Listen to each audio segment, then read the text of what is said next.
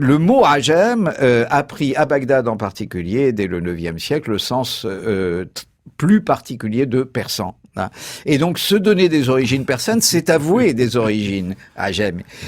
Voilà, c'est assez intéressant et ça nous introduit déjà à toute la subtilité, à la virtuosité verbale et intellectuelle d'un Ibn Hazm, évidemment. Oui, et si je devais m'autoriser une psychologie de bazar ou une métapsychologie par-delà le temps, ce qui expliquerait le fait qu'il est devenu un virtuose de la langue arabe. Il parlait un arabe très châtié et très académique, on aurait dit aujourd'hui. Absolument. Il parle un arabe d'une délicatesse, d'un raffinement extrême.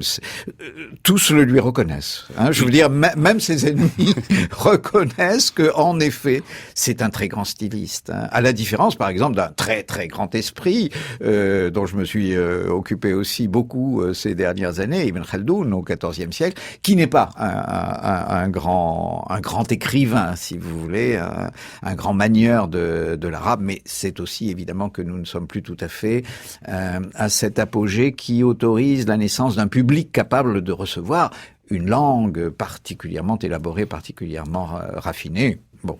Oui. Et Ibn Hazm était non seulement quelqu'un qui écrivait bien, mais était aussi un grand orateur, éloquent, volubile, passionné, fougueux, certes, mais aussi étonnamment paradoxal sur deux aspects. D'un côté, nous aurons à voir tout ça ensemble durant cette émission, d'un homme d'une grande rigueur, à la fois intellectuelle mais aussi religieuse.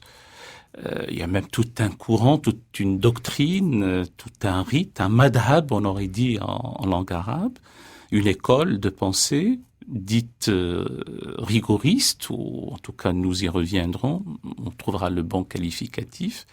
Et en même temps, depuis l'élection de Macron, en même temps est devenu absolument, c'est une de nos doctrines favorites, oui, et c'est notre madhab moderne, même. Voilà, c'est ça. Et en même temps, un homme d'un raffinement, parlant de l'amour, et de l'amour sous tous ses aspects, l'amour platonique, l'amour spirituel, mais aussi l'amour charnel. Tout à fait. Alors ça c'est évidemment le grand mystère et le grand livre, si j'ose dire, d'Ibn Hazm. C'est-à-dire curieusement celui qui est aujourd'hui le plus connu en Occident, alors qu'il n'est pas certain qu'Ibn Hazm voulait en faire autre chose qu'un écrit intime à l'usage de ses amis. À mon avis, c'était un peu plus que ça. Le livre dont il s'agit, donc, c'est le fameux, en tout cas parmi les spécialistes de l'islam et de l'Andalous, Collier de la colombe, Tawq al-Hamama, qui est probablement l'œuvre littéraire la plus achevée, la plus aboutie, la plus raffinée de la littérature andalouse. C'est vraiment une œuvre tout à fait emblématique et presque identitaire de la littérature andalouse. Et c'est en effet, comme vous le disiez, Raleb, il y a un instant, c'est un livre sur l'amour. Et qui surprend beaucoup chez un homme qui est connu par ailleurs comme un remarquable théologien. Ibn Hazm a écrit, nous y reviendrons peut-être, une histoire des religions, une sorte d'histoire critique, hein, c'est ainsi qu'on l'a traduite. Et comparé. Ce qui est tout à fait extraordinaire. Je veux dire qu'on ne trouve ça en Occident qu'à partir du XVIIe siècle. Chez le père Simon, par exemple, un homme qui n'est pas très connu, j'imagine, de la plupart de nos auditeurs, mais qui a joué un rôle important dans la comparaison, dans l'élaboration de la comparaison entre les religions du monde. Bien entendu, Ibn Hazm dispose de moins d'informations que le père Simon, qui disposait de l'activité des missions jésuites en Chine ou en Amérique.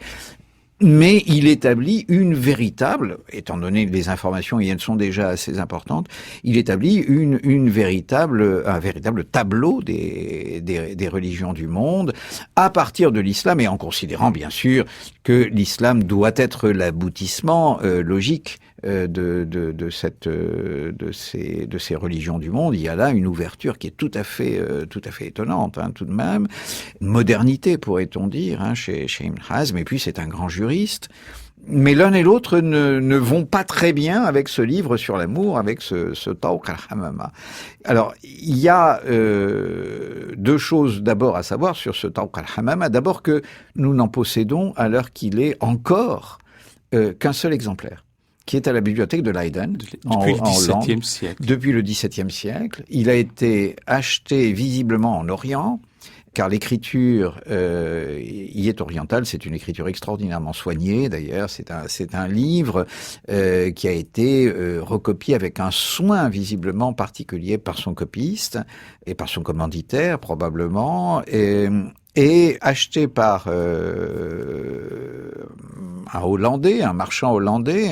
Il aboutit à la bibliothèque de Leiden au XVIIe siècle, et au XIXe siècle, un très très grand arabisant du nom de Reinhard Dozy, hollandais bien sûr, le repère dans la bibliothèque de Leiden et en fait la fortune.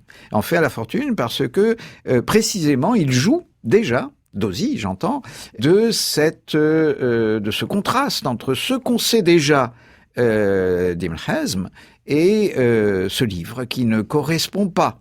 Alors, qui ne correspond pas pour au moins deux raisons, ou trois.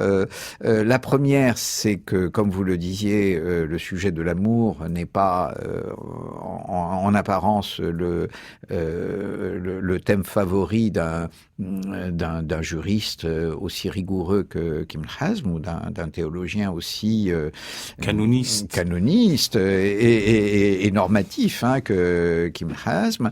La deuxième raison, c'est que ce sont les seuls vers, ce sont les seuls poèmes qu'on connaisse d'Ibn Hazm, qui s'était pour l'essentiel interdit de faire des vers parce qu'il considérait que c'était une activité, dit-il dans d'autres textes, que c'était une activité tout à fait futile. Et la troisième, parce que c'est une véritable autobiographie telle que on n'en trouve pas en Occident, allez, disons avant Montaigne au mieux, et probablement et plutôt Rousseau. C'est-à-dire qu'Ibn Hazm vous parle de son enfance, vous parle d'un temps d'avant le temps où il est le juriste et le théologien Ibn Hazm. Et ce temps est en même temps, bien sûr, le temps de l'amour. Ça, c'est le point important. Alors, cher Gabriel Martinez-Gros, j'aurais dû le dire dès le début, mais je vous laissais venir comme ça. Vous êtes le second, je dis second, pas deuxième, parce que j'en connais pas un troisième, traducteur, justement, de cet ouvrage, en français. Votre prédécesseur, Léon Bercher, on a fait une traduction au milieu, en tout cas, du siècle écoulé. Du siècle passé, oui. Vers 1949 ou quelque chose comme ça. Tout à fait. Et vous en êtes le second. Et votre traduction, dont je dis à titre personnel, qui m'avait beaucoup intéressé, je m'en étais inspiré, parce qu'elle était fidèle au texte, elle date de 1992. C'est ça. Après, il y a eu des rééditions. Oui, tout à fait, tout à fait. C'est Pierre Bernard qui m'avait, c'est-à-dire le patron des éditions Sinbad à l'époque, qui ont fusionné, on va dire, avec des éditions Actes Sud. Là encore, nous sommes dans la pleine actualité, vous voyez. C'est Pierre Bernard qui m'avait demandé de retraduire un texte qui avait été bien traduit par Léon Bercher, qui était un excellent arabisant, et en particulier un excellent connaisseur du droit musulman. Il était conseiller au ministère de la Justice tunisien au moment où il a traduit. Il est mort à Tunis en 1955. Voilà. La traduction du collier de la colombe, de l'amour et des amants est la plus fidèle du titre arabe. Absolument. Alors, c'est Pierre Bernard qui a choisi, peut-être a-t-il eu tort, mais en tout cas, c'est lui qui avait choisi de mettre en valeur on peut dire le sous-titre. Un titre arabe se compose en général d'une formule souvent assez énigmatique, et c'est le cas de Tawq El-Hammama. C'est un peu, il y a plusieurs interprétations possibles de ce premier titre, le collier de la colombe. Fi, c'est-à-dire dont le sujet est, en quelque sorte, l'amour et les amants, Ulfa ou Ulaf, voilà, c'est ça. Le titre arabe. Voilà, le titre arabe. Et donc, dire de l'amour et des amants, c'est simplement faire du sous-titre ou du contenu, le titre véritable, mais ça n'est pas une trahison, à vrai dire, d'Ibn Hazm.